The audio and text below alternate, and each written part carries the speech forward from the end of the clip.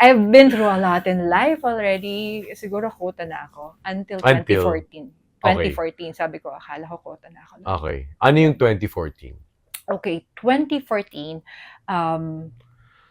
I remember very distinctly, it was my birthday, February 10. I was having dinner with a friend.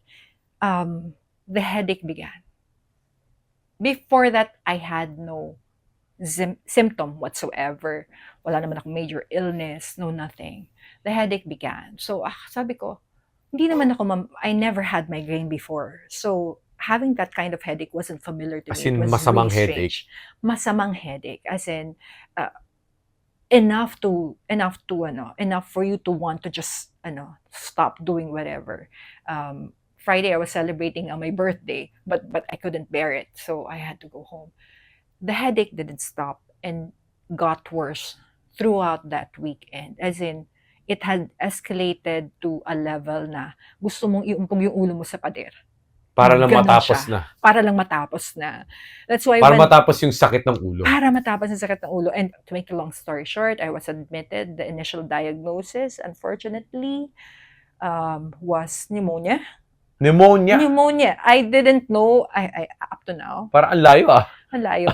For up to now, I actually am uncertain whether I actually had pneumonia coinciding with what happened, but that was the initial diagnosis. I was confined for pneumonia. I was medicated for pneumonia? For pneumonia for about a week. Because they saw something in my lungs daw. Kasi binibigyan ako ng doctor for internal, ganyan. Neuro. Ibang klaseng doctor, yes. And all of them went to break to me the news na sabi nila, alam mo, expression pa lang sa mukha nila, alam mo, it's something bad. It was very, very dire expressions on their faces. And sabi, Ma'am, we would like to inform you that unfortunately, positive po yung lumabas na result sa MRI. They found a lesion in your brain. And then, okay, when you hear... Anong lesion? Exactly. Sugat? You know, my response? My response was, well, at least hindi po tumor. Yun na nga Kasi the lesion daw, so sabi niya, Ma'am, actually, it's a brain tumor.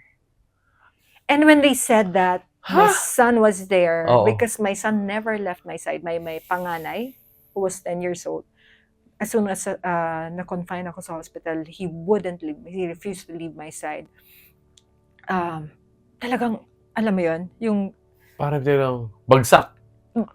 Para ka nawalan ng dugo na hindi mo alam. You're just really shocked and trying to absorb it. What does it mean? I'd like to correct that. It's not cancer because it was eventually found to be benign. Okay. But... tama, benign siya. It was benign. It was benign. But before the biopsy, syempre, hindi mo alam you didn't know kung benign. So before the biopsy, I was prepared for the possibility that it was going to be a malignant cancer, that it was going to be a cancer, and that my days might probably be numbered.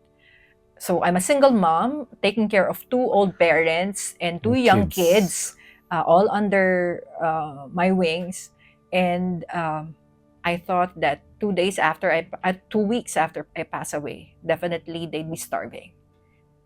I mean, that was how dire it was. So I was already making plans of, giving my mom to this relative, my dad to this relative, my panganay to my best friend, my bunso to whomever.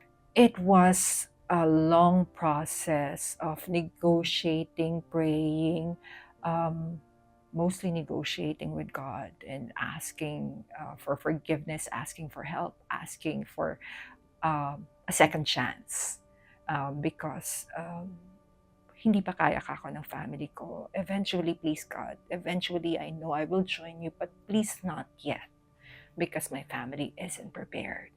And there's nothing that I love more than my family. It was a very difficult time, but sa akin it was a blessing. Because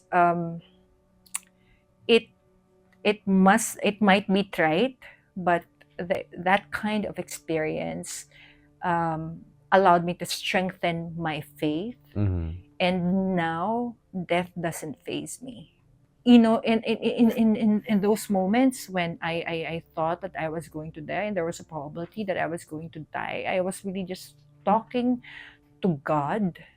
And people may not believe it. In many ways, um, He communicated to me. I mean, not physically Yeah. communicated to me, sometimes in my dreams. I remember nung sedated ako, I could feel His love, honestly, Migs. And sabi ko nga, ang takeaway ko from that experience, because the reason why I find it such a blessing is I discovered I am unbreakable. Meaning, my faith is now unbreakable. My love for God is unbreakable. I am unbreakable. You can do anything to me, but I'm not afraid. Because I know that I'm joining my Creator after this life, and it's going to be a beautiful, beautiful place. Katulad ka na nasabi ko, once you're confronted with what you think is the worst possible situation, something that you never anticipated would happen to you. Ito yung mga tinatawag ni Nassim Taleb na mga black swan events. Yung mga never mo ma-foresee na mangyayari sa'yo na pero nangyari. Yung sobrang samang pangyayari. At nangyayari pala yun. At nangyayari yung mga pala yun. hindi pwedeng mangyari, tingin mo hindi mangyari. Oo. Wow. Mangyayari at mangyayari yun, in fact. Mangyayari at mangyayari yon, yung mga akala mo hindi mangyayari, mangyayari at mangyayari yon. What happens? What do you do? Yeah. And my, I think my insight, based on my experience, is that don't look at it as the end. There is always an upside. There is always an opportunity. There is always something you can learn. Ikaw, Star, nung nakita mong nung na-diagnose ka with brain tumor, ano yung opportunity na nakita mo doon? To strengthen my faith. Kasi your disease is beyond your control, right? There's nothing you can do about it. Kung binigyan ka halimbawa ng malignant brain tumor, there's nothing you can, of course you can try to plan for your family and everything. But what can you control? Your faith. Diba? It's still something that's within you, within your power to do. Are you going to plunge into desperation, into depression?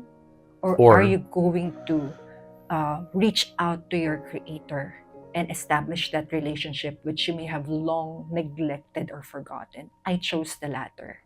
But if people are able to appreciate more how God continues to help them in the most difficult of circumstances, you'd have a better attitude towards, devastating life occurrences. It won't plunge you into depression.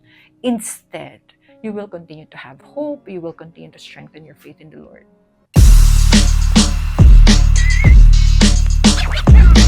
Hi, hello, this is Migs Bustos, and do not miss every Unbreakable episode on the Luca Creatives YouTube channel.